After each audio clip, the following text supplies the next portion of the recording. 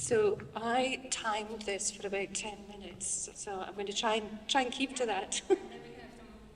Exactly. So this is going to be a whistle-stop tour through quite a complex piece of applied philosophy. And one of the areas that I'm interested in is epistemic injustice. And I think the word epistemic has been used quite often this morning, but the kind of epistemology that I'm interested in is not traditional epistemology, but social epistemology, and it means by which the things that we know are socially constructed, socially erased, socially produced, or distorted. And I've attached injustice to it because there are serious types of injustices associated with the kinds of knowledges that we come to know and to believe in. And so,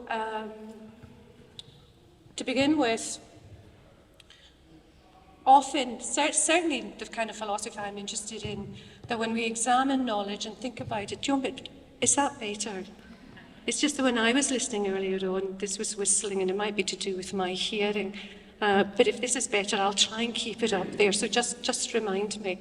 So in social epistemology, what we try to understand is why it is important to convey knowledge and what it means to be a person of standing such that you're permitted to convey knowledge to people who are going to receive you respectfully and trust what you say to them. But very often, depending on who you are, and particularly if you come from a minoritized community or a disadvantaged identity, your ability to convey knowledge is blocked. And there are a number of reasons for that. For the kinds of things that you say, we don't trust the speaker, because there's silence in operation that does not allow a particular speaker to convey that knowledge, and because of forms of ignorance. And by ignorance, I don't mean the absence of knowledge, because ignorance is an active type of knowledge disappearance or distortion.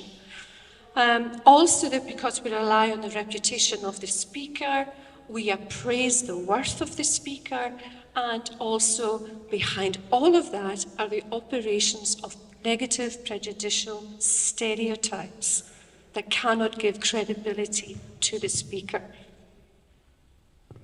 And in this kind of social epistemology, we're generally concerned with two types of knowledge: testimonial and hermeneutical. And the one that I'm going to be talking about today, because of the lack of time, is testimonial. That is, whether a person can or cannot give testimony to a hearer.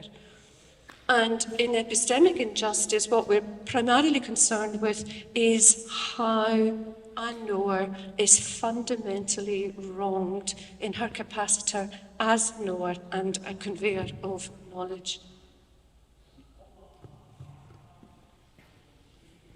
So the primary definition is the one in front of you. When we give deflated level of credibility to a speaker, and then the hermeneutical aspect of it is based in social, political, and economic cultures.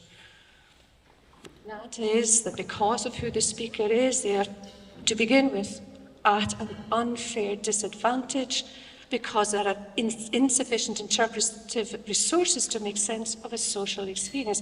So if you have not been permitted to speak your language, to know the culture associated with that language, the mythologies, the folklore, and so on and so forth, that when you try to come to understand a particular experience in the present, that is very difficult to do if you have never been enabled to learn your culture, language, and history.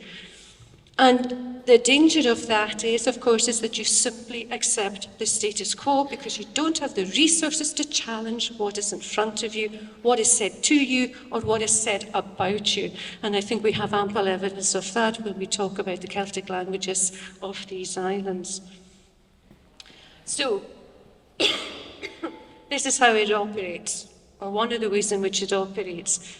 If we think about the identity of the Irish speaker, the first speaker this morning, I think, gave a very good account of the destructive consequences of colonial practices on the identity of the speaker. In your case, you're talking about the Irish language and Scottish Gaelic, which is where I come from.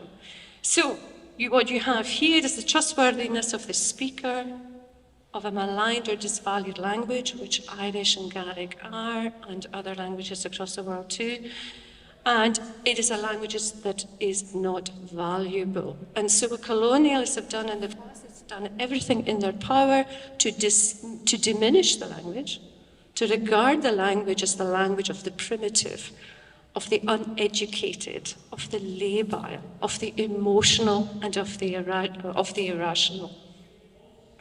And also, those speakers, in addition, have also experienced things like land theft, violence, intimidation, political and social denigration.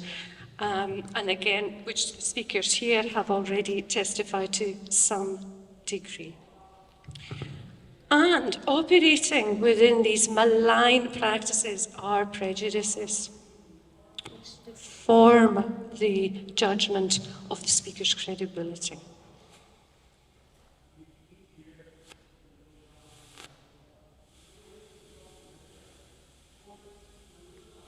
And again, looking at the definition of prejudicial stereotypes, I think that we can understand and have probably personally experienced the effects on our sense of worth.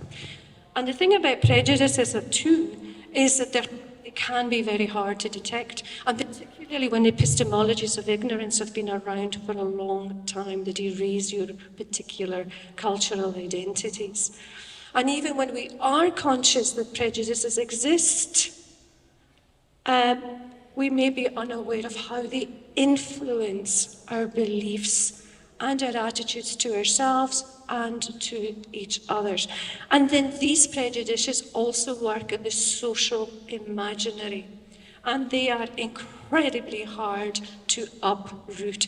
Even when we have viable evidence in front of us, often we resort back to unconscious, negative, prejudicial stereotypes. What are the wrongs associated with this? There are primary and secondary harms. The primary harm is in wronging a person in a capacity as a knower. What you know simply does not count, and it cannot be trusted, and it cannot be accorded any kind of credibility. That then impedes knowledge from entering into what we, not in the economistic sense, but in a philosophical sense of the knowledge economy. The things that we can know, ought to know, should know, such that we treat others with respect. But if forms of knowledge are impeded from circulating in the first place, then you cannot act as you ought, and that is a primary harm. And then the second is the dimension of being degraded as a speaker, with a negative identity. Prejudice constructs the speaker as less than human.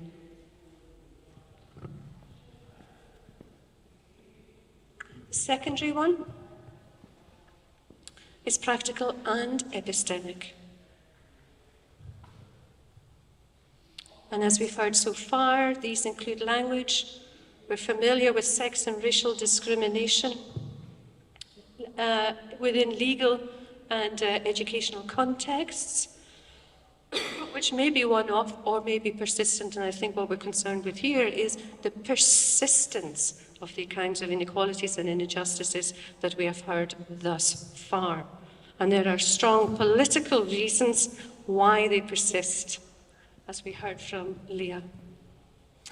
And the other harm is that, given the persistent nature of inequalities and injustice, because there are people who do not want to give up their privileges, is that, in a sense, we can literally lose knowledge.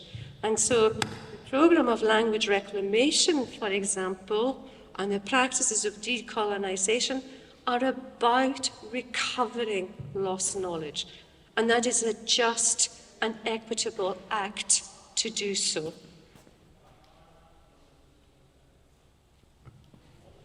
And finally, this comes from my dear colleague Mel and Orla.